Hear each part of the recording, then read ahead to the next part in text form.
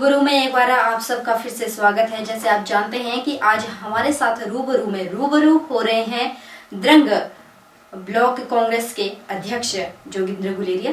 तो गुलेरिया जी, एक बार फिर से रूबरू में आपका स्वागत है। जैसे ब्रेक पर जाने से पहले मैंने आपसे पूछा था कि जौहर पर अक्सर आरोप लगते हैं, उन्हें निशाना बनाया जाता है, तो उसी हम मुद्दे को यहाँ पे ले रहे हैं। क्या वजह है ऐसी? जैसे आपने कहा कि वो पहले कांग्रेस के ही साथ थे और अब कांग्रेस जब उन्होंने छोड़ दी उसके बाद वो प्रतिद्वंदी के रूप में सामने आए ठाकुर कौल सिंह के। लेकिन अभी हमने जो देखा है वो काफी कम मार्जिन से कौल सिंह ठाकुर की जीत हुई है। नहीं, ऐसा नहीं है। ये जो कम मार्जिन की ये जो आप कम मार्जिन की बात कर रहे हैं, इसमें आप ये देखिए कि कितने कैंडिडेट चुनाव में मैदान में थे। हमारे इतरंग चुनाव क्षेत्र से, हमारी कांग्रेस पार्टी से, मेरा जो ब्लॉक का वाइस प्रेसिडेंट था वो चुनाव में उतरा कांग्रेस पार्टी से। हमारे यूथ के जो जनरल सेक्रेटरी थे वो चुनाव में उतरे जी। ऐसे बहुत से लोग जो जिनके महत्वाकांक्षा थी चुनाव लड़ने की, वो चुनाव में उतरे। कांग्रेस का वोट थोड़ा बहुत डिवाइड हुआ। अगर आज सारा वोट मिला दिया जाए तो आप फिर देखेंगे 10,000 के आसपास जो हम फिर मार्जिन से जीते। मतलब एक कारण था, ज्यादा मार्जिन नहीं रहेगा। हाँ जी। मैं आपसे यहाँ पे ये जानना चाहती हूँ, आप ब्लॉक के अध्यक्ष हैं तो आपकी जिम्मेवारी बनती है कि ब्लॉक स्तर पर कार्य जो भी होते हैं आपकी जिम्मेवारी बनती है। तो आपने अब तक कितने कार्य किए अपने स्तर पर? पहले भी मैं आपसे ये चीज पूछ चुकी हूँ, लेकिन अब आपके स्तर पर जो कार्य हुए हैं। देखिए, हमारा कोई स्तर नहीं है, हम संगठन के आदमी। मैंने पहले भी कहा कि सरकार की जो नीतियाँ और कार्यक्रम है उनको लोगों तक हमारा पहुंचाना पहला कार्य है।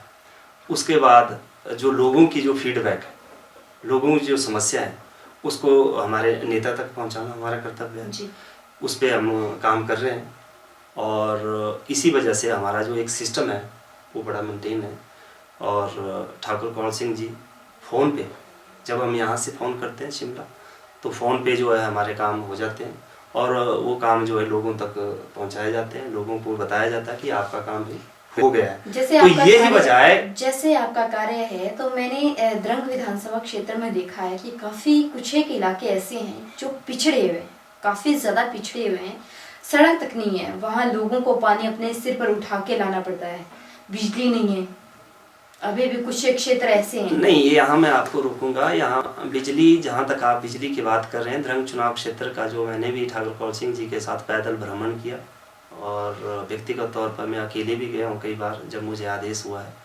पूरे द्रंग चुनाव क्षेत्र में हर गाँव में गया हूँ, हर घर में गया हूँ। कोई ऐसा घर नहीं है द्रंग चुनाव क्षेत्र का, कोई भी ऐसा घर आप एक भी नाम बता देंगे तो मैं राजनीति छोड़ सकता हूँ। नहीं, बिल्कुल हर गांव में रूलिंग सबसे बड़ा बिजली होगी, लेकिन सड़क नहीं, सड़क में आप देखिए ना, वाइल्ड लाइफ सेंचुरी जैसा वन्य प्राणी रेंज होने की वजह से, वन्य रेंज प्राणी होने की वजह से वहाँ दिक्कत थी, सड़कें नहीं बना सकते थे, नहीं बन सकती थी। अब जो है इसको जो है वन्य प्राणी रेंज से बाहर कर दिया गया है।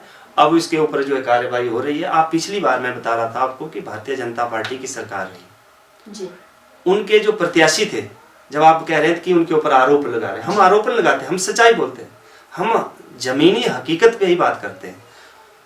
तो हम उनसे पूछना चाहते हैं, उनसे जानना चाहते हैं, सरकार आपकी थी, कोई भी डीपीआर तैयार नहीं की, कोई भी ऐसी योजनाएं नहीं बनाई द्रंग चुनाव क्षेत्र में। अपनी सरकार में आवाज बुलंद कर, चुनाव जीते हो या चुनाव हारे हो, अगर आप समाज सेवा में राजनीति में आए हैं लोगों की सेवा करने की भावना से, तो आप लोगों की समस्याओं को सरकार तक पहुंचाने में आपका परम कर्तव्य बनता है जी, प्राइम ड्यूटी है।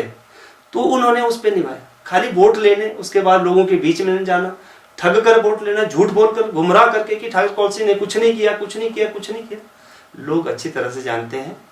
और यही वजह रही कि भारतीय जनता पार्टी के समय जो मैंने आपको गिनाया 90 से 93 और 98 से 2003 और अब 2007 तक, 7 से 12 तक, उस दौरान जो है कोई योजना नहीं बनी, कोई डीपीआर नहीं बनी। यही वजह रही। अलबत्ता जो है आप देखेंगे कि द्रंग चुनाव क्षेत्र में आज ठाकुर कौल सिंह जी की कृपा से आप सड़कें बन रही है, पानी की योजनाएं भी बन रही है और बिजली के क्षेत्र में तो आप मैं कह सकता हूँ कि हर गाँव में, हर घर में बिजली है। और स्कूल जहाँ तक बात है, पिछली सरकार में क्या हमारे द्रंग चुनाव क्षेत्र में लगभग 2 senior secondary school, 4 middle school और दर्जन 1.5 दर्जन हमारे जो प्राइमरी पाठशाला हैं जो इन्होंने बंद की थी।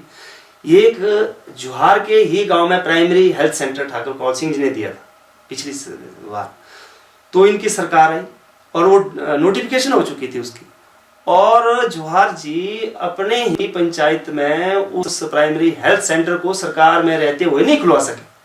तो इससे बड़ा और नाकामी क्या कर सकते? हम इस पे नहीं चर्चा करना चाहेंगे, लोग जानते हैं। खैर हम इसमें बाद में बात करेंगे क्योंकि वक्त हो चला एक छोटे से ब्रेक का। रूबरू में वक्त एक फिर से छोटे से ब्रेक का, ब्रेक के उस पार भी हमारा रूबरू जारी है।